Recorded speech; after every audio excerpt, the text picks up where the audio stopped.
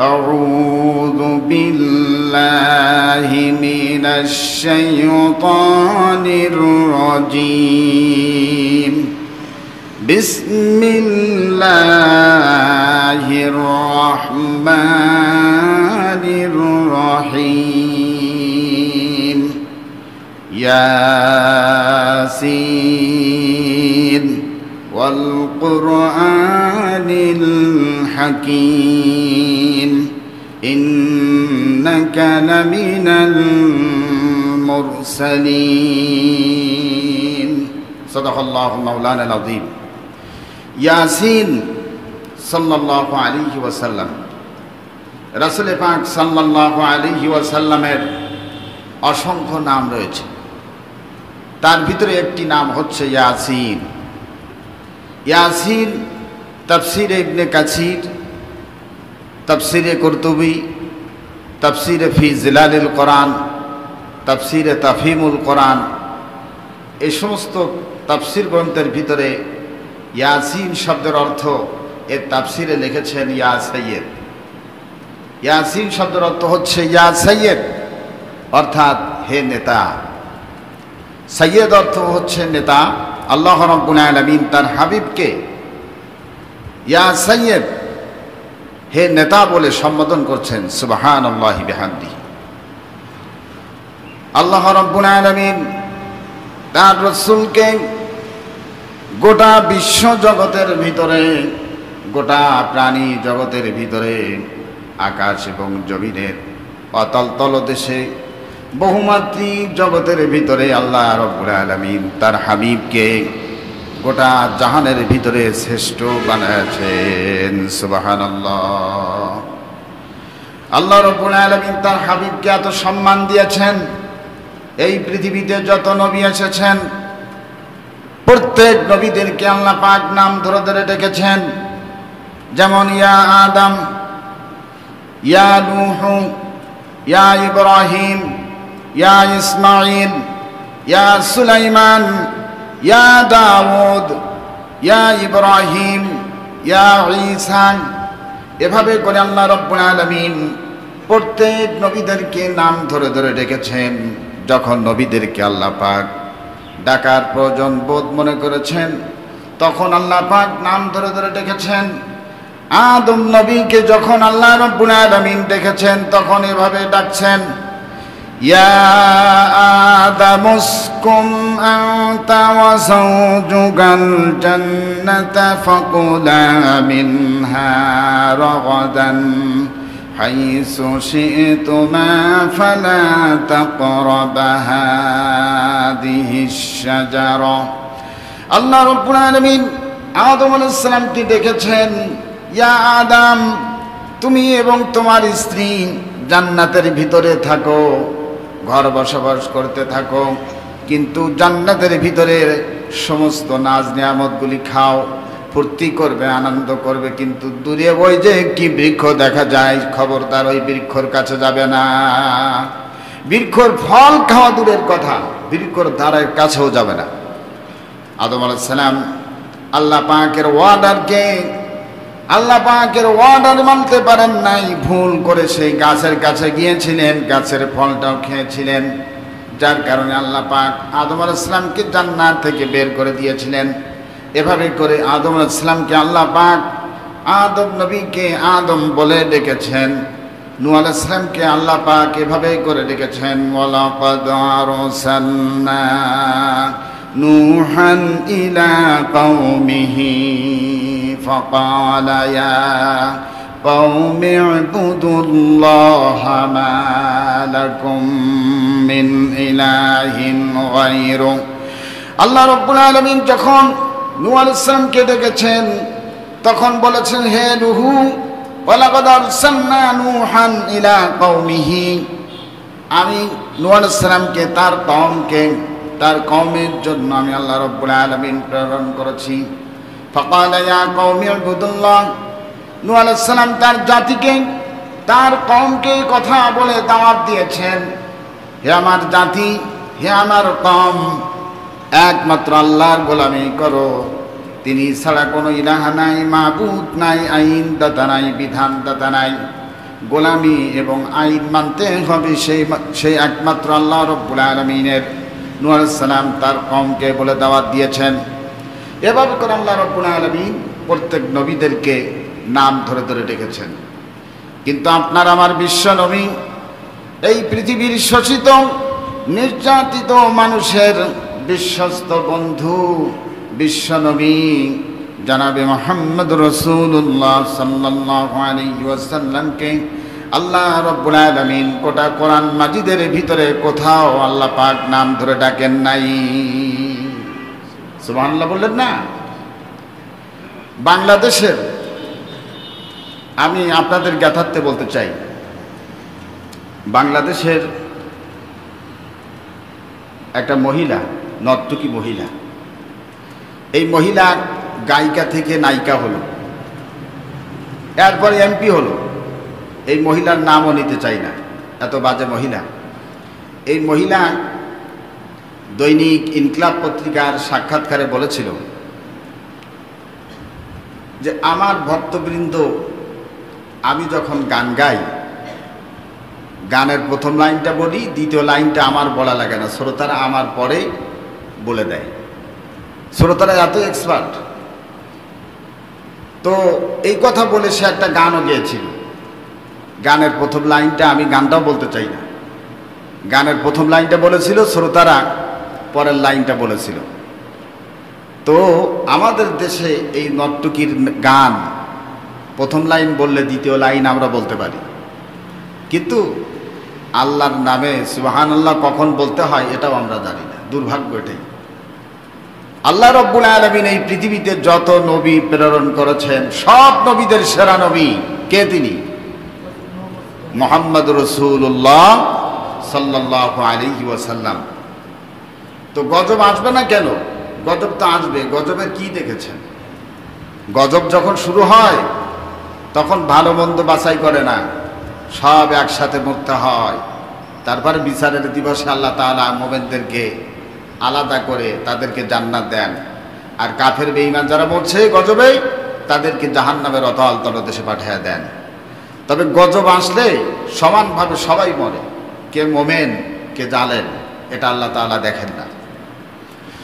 তা আল্লাহ রাব্বুল আলামিনের আইন যদি আমরা মানতে পারি, আল্লাহ রাব্বুল আলামিন তার গজবের সিদ্ধান্ত উঠায় নিয়ে, হতে পারে তার রহমত দিয়ে আল্লাহ তাআলা আমাদেরকে মালামাল করে দিতে পারেন। বলেন আমিন। তো আল্লাহ রাব্বুল আলামিন সূরা ইয়াসিনের শুরুতে আল্লাহ রাব্বুল আলামিন এভাবে বলছেন, ইয়াসিন ওয়াল কুরআনিল হাকীম। আল্লাহ পাক বলছেন ইয়াসিন, ইয়া সাইয়্যিদ, হে নেতা। ইয়াসিন শব্দের অর্থ হচ্ছে ইয়া সাইয়্যিদ। হুজুরকে আল্লাহ পাক নেতা বলে সম্বোধন করছেন। যেরকম সুবহানাল্লাহ। এই পৃথিবীতে যত নবী এসেছেন প্রত্যেক নবীদেরকে আল্লাহ তাআলা নাম ধরে ডেকেছেন, কিন্তু মুহাম্মদ রাসূলুল্লাহ সাল্লাল্লাহু আলাইহি ওয়াসাল্লামকে গোটা কোরআন মাজিদের ভিতরে কোথাও নাম ধরে ডাকেন নাই। কি বলে ডেকেছেন? যখন আল্লাহ রাব্বুল আলামিন তার হাবিবকে ডাকার প্রয়োজন বোধ মনে করেছেন, তখন এভাবে ডেকেছেন, ইয়া আইয়ুহাল মুযাম্মিল কুমিল লাইলা ইল্লা কালিলা নিসবাহু আও ইনকুস মিনহু কালিলা। এভাবে করে ডেকেছেন। কোথাও ডেকেছেন ইয়া আইয়ুহাল মুদ্দাসসির, কোথাও ডেকেছেন ইয়া আইয়ুহান নবী, কোথাও বলেছেন ইয়া আইয়ুহার রাসূল। এভাবে করে আল্লাহ রাব্বুল আলামিন তার হাবিবকে ভিন্ন ভিন্ন নাম দিয়ে, লাকাব দিয়ে আল্লাহ পাক তার হাবিবকে ডেকেছেন।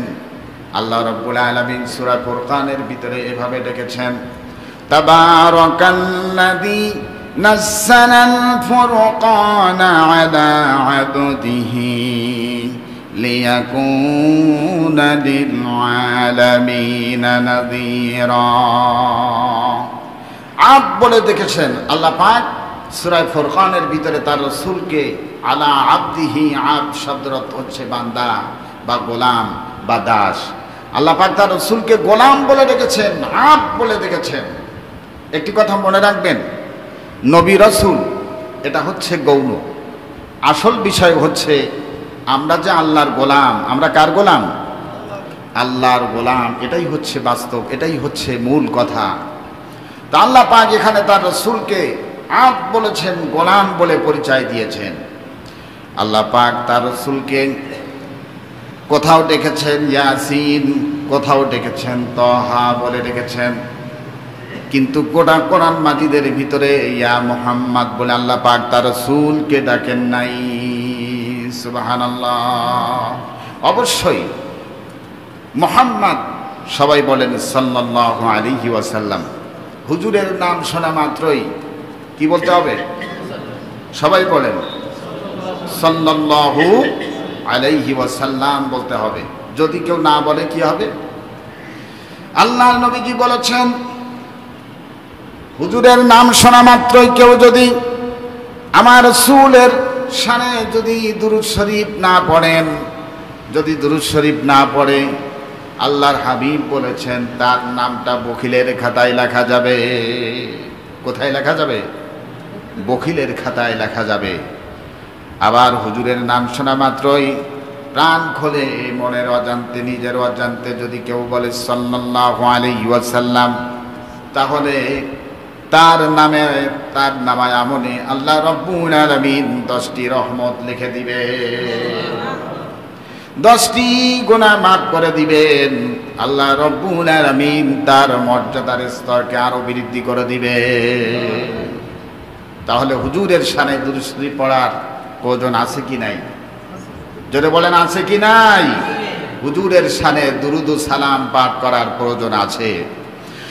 আল্লাহ রাব্বুল আলামিন হুজুরের নাম মুহাম্মদ সাল্লাল্লাহু আলাইহি ওয়াসাল্লাম, এই শব্দটি গোটা কোরআন মাজিদের ভিতরে 4 জায়গায় এসেছে। কয় জায়গায়? 4 জায়গায় এসেছে। 1 নাম্বার হচ্ছে, আপনারা বলতে পারেন একটু আগে বলেছেন হুজুরের নাম মুহাম্মদ সাল্লাল্লাহু আলাইহি ওয়াসাল্লাম নাম আসে নাই, আবার বলছেন এসেছে। আমি কিন্তু বলেছি আল্লাহ পাক হুজুরকে ইয়া মুহাম্মদ বলে কোথাও ডাকেন নাই, তাই বলে মুহাম্মদ শব্দটি নাই এটা আমি বলিনি। মুহাম্মদ সাল্লাল্লাহু আলাইহি ওয়াসাল্লাম এই শব্দটা 4 জায়গায় এসেছে। এক নাম্বার হচ্ছে সূরা আল ইমরানের ভিতরে আল্লাহ পাক বলেছেন, ওমা মুহাম্মাদুন ইল্লা রাসূলুন قد خلت من قبله الرسل। এখানে সূরা আলে ইমরানের ভিতরে আল্লাহ পাক বলছেন। এরপরে আল্লাহ পাক বলছেন, আমিনু বিমা নুসিলা আলা মুহাম্মাদিন ওয়া হুয়াল হক।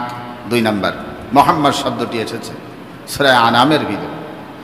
3 নাম্বার হচ্ছে সূরা আহজাবের ভিতরে আল্লাহ পাক বলছেন, মা কানা মুহাম্মাদুন আবা আহাদিম মির রিজালিকুম ওয়ালাকির রাসূলুল্লাহি ওয়া খাতামান নাবিয়্যিন। 4 নাম্বার। 3 নাম্বার 4 নাম্বার হচ্ছে মুহাম্মাদুর রাসূলুল্লাহ ওয়াল্লাযীনা আমানু মাআহু আশিদ্দাউ আলাল কুফার। এই যে 4 জায়গায় হুজুরের নাম মুহাম্মদ, সবাই বলেন সাল্লাল্লাহু আলাইহি ওয়াসাল্লাম। এই যে 4 জায়গায় হুজুরের নাম এসেছে, এর 4 জায়গায় এসেছে হুজুরকে ডাকার জন্য আল্লাহ পাক এই 4 জায়গায় নাম ব্যবহার করেন নাই। এই 4টি জায়গায় হুজুরের নাম মুহাম্মদ, সবাই বলেন সাল্লাল্লাহু আলাইহি ওয়াসাল্লাম। এই শব্দগুলো এসেছে তিনি যে আল্লাহর নবী এটি বুঝাবার জন্য আল্লাহ পাক এই নামগুলো ব্যবহার করেছেন।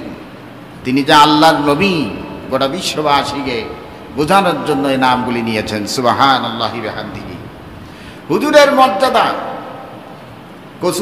কচু পাতার পানির মতো নয়। আল্লাহ রসুলের মর্যাদা হিমালয়ের পাহাড় সমপরিমাণ নয়। রসুলের মর্যাদা কেমন? আল্লাহ রসুলের মর্যাদা আকাশ সমপরিমাণ নয়। রসুলের মর্যাদা হচ্ছে আল্লাহ পাকের আরশে আজিম সমপরিমাণ। সুবহানাল্লাহি ওয়া বিহামদিহি। এত মর্যাদা আল্লাহ পাক তার রসুলকে দিয়েছে। এই পৃথিবীতে আল্লাহ পাক হুজুরকে এত মর্যাদা দিয়েছেন, যার চরিত্রের সার্টিফিকেট আল্লাহ রাব্বুল আলামিন গোটা কোরআন মাজিদের ভিতরে বলে দিয়েছেন। যার চরিত্রের সার্টিফিকেট আল্লাহ পাক দিয়েছেন, আল্লাহ রসুলের ক্যারেক্টার সার্টিফিকেট দিয়েছেন কে? কে দিয়েছেন? সবাই বলেন কে দিয়েছেন? আল্লাহ পাক দিয়েছেন। চরিত্রের সার্টিফিকেট আল্লাহ পাক দিচ্ছেন, ওয়া ইন্নাকা লাআলা খুলুকিন আযীম। নবী হে, আপনার চরিত্র এমন যা মাপার মতো যন্ত্র পৃথিবীতে আবিষ্কার হয় নাই। আপনার চরিত্র এত বিশাল যা মাপার মতো যন্ত্র পৃথিবীতে আবিষ্কার হয় নাই। সুবহানাল্লাহ। আরিদ বলা হয় আরবিতে, চওড়াকে আরিদ বলা হয়, আমিক বলা হয় গভীরতাকে, মাপাকে আরিদ বলা হয় আরবিতে।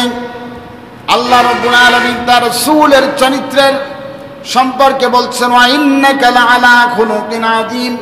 আর আযীম বলা হয় যার দৈর্ঘ্য প্রস্থ, যার লম্বা আর মাপার মতো যন্ত্র পৃথিবীতে আবিষ্কার হয় নাই, তাকেই বলা হয় আযীম। আল্লাহ পাক তার রাসূলকে বললেন, হে রাসূল, আপনার চরিত্র এত বিশাল, এত বিরাট, যা মাপার মতো যন্ত্র আকাশ এবং জমিনে আবিষ্কার হয় নাই। সুবহানাল্লাহি বিহামদিহি।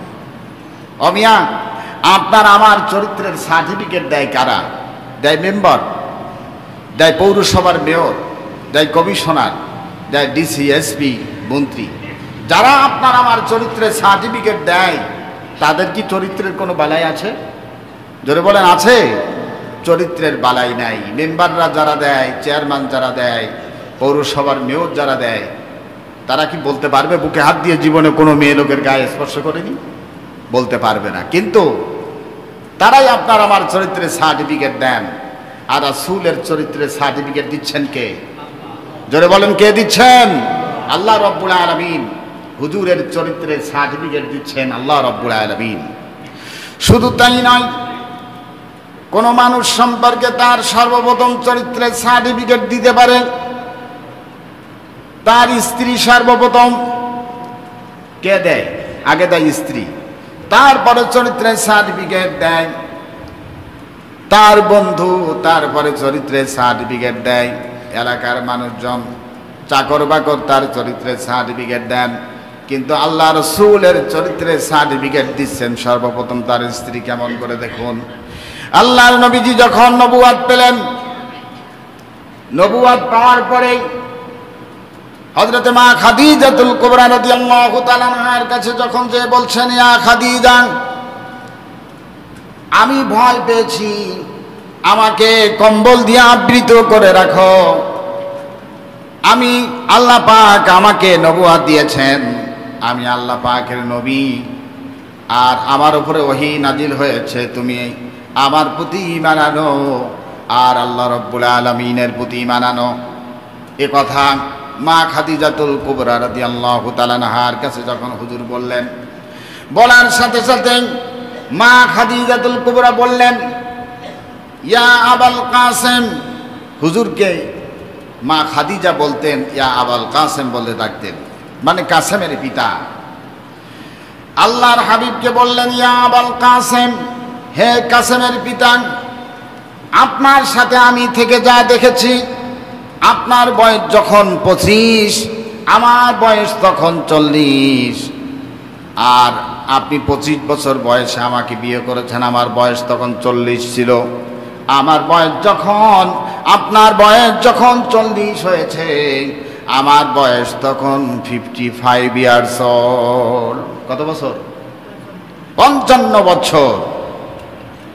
ইয়া আবাল কাসেম, হে কাসেমের পিতা, বৈবাহিক জীবনে এই 15টা বছর ধরে আপনার চরিত্রের ভিতরে যা দেখেছি, দুনিয়ার কোন সাধারণ মানুষের চরিত্র এমন হতে পারে না। বেশক আপনি আল্লাহর নবী, আমি আর অমুসলিম থাকলাম না, আমিও কালিমা পড়ে নিলাম, লা ইলাহা ইল্লাল্লাহু মুহাম্মাদুর রাসূলুল্লাহ সাল্লাল্লাহু আলাইহি ওয়াসাল্লাম। আল্লাহর হাবিবের চরিত্র সম্পর্কে জানার জন্য কিছু সংখ্যক মক্কা এবং মদিনার বাইরের স্টেটের কিছু সংখ্যক সাহাবায়ে কেরাম রাদিয়াল্লাহু তাআলা আলাইহিম আজমাইনরা এসে হযরতে মা আয়েশা রাদিয়াল্লাহু তাআলা আনহার কাছে প্রশ্ন করলেন, ইয়া উম্মুল মুমিনিন, আয়েশা সিদ্দিকা রাদিয়াল্লাহু তাআলা রাসূলের চরিত্র কেমন ছিল, আপনি আমাদেরকে একটু শোনান। মা আয়েশা বলেছিলেন, ও সাহাবীরা, তোমরা কি কোরআনে কারীম পড়তে জানো নাই? সাহাবীরা বলেছিলেন, হ্যাঁ, কোরআন পড়তে জেনেছি। হযরতে মা আয়েশা বলেছিলেন, যদি কোরআনে কারীম পড়তে জেনে থাকো তাহলে আমার কাছে কেন শুনতেছো? আমার কাছে শোনার কোনো প্রয়োজন নাই। 30 পারা কোরআনে কারীমের ভিতরে যা এসেছে রাসূল পাক সাল্লাল্লাহু আলাইহি ওয়াসাল্লামের 23 বছরের নবুয়তের জিন্দেগিতে তাই এসেছে। সুবহানাল্লাহ বললেন না? যেটাই 30 পারা কোরআন সেটাই হচ্ছে রাসূলের 23 বছরের নবুয়তের জিন্দেগি। সুবহানাল্লাহ বিহামদিহি। মা আয়েশা বলেছিলেন, কেউ যদি রাসূলকে দুনিয়াতে চর্মচক্ষু দিয়ে দেখতে চায়, বর্তমানে যদি আল্লাহ রাসূলকে কেউ যদি দেখতে চান, মা আয়েশা বলেছিলেন সে যেন কোরআনে কারীম পড়ে। কোরআনে কারীমের বাস্তব মুজাসসাম নমুনা হচ্ছে আল্লাহ পাকের নবী। কোরআনে কারীমে যা এসেছে হুজুরের 23 বছরের নবুয়তের জিন্দেগিতে তাই এসেছে। সুবহানাল্লাহ। এক চুল পরিমাণ কোনো বাড়তি কিছু নাই, কমও নাই, যা এসেছে হুবহু আল্লাহ পাক হুজুরের 23 বছরের নবুয়তি জীবন মানে 30 পারা কোরআন। যেটাই 30 পারা কোরআন সেটাই হচ্ছে রাসূলের 23 বছরের নবুয়তি জীবন। সুবহানাল্লাহি বিহামদিহি। সুতরাং রাসূলের চরিত্রের বিকল্প কিচ্ছু নাই। সে রাসূলের চরিত্রকে আমরা যদি ফলো করতে পারি, লাকাদ কানা লাকুম ফি রাসূলিল্লাহি উসওয়াতুন হাসানা, এই উসওয়ায়ে হাসানা শব্দটি কোরআনে কারীমের ভিতরে 2 জায়গায় এসেছে। একটা হচ্ছে ইব্রাহিম আলাইহিস সালামের শানে, অর্থাৎ ইব্রাহিম নবীর সুন্নাহ আমরা বেশিরভাগ জীবনে মেনে চলি। আর 2 নাম্বার হচ্ছে তোমরা রাসূলের চরিত্রকে মেনে নাও। হুজুরের চরিত্র যদি মেনে নিতে পারেন, রাসূলকে ফলো করা, রাসূলের আদর্শে আদর্শবান হওয়া আমাদের জন্য কি সুন্নত না নফল? বলেন তো দেখি, বুদ্ধি করে বলতে পারবেন? ফরজ। সুবহানাল্লাহি বিহামদিহি। হুজুরের চরিত্র ফলো করা আমাদের জন্য কি ফরজ করে দিয়েছেন আল্লাহ তাআলা। কিভাবে? মা আতাকুমুর রাসূলু ফাখুযুহু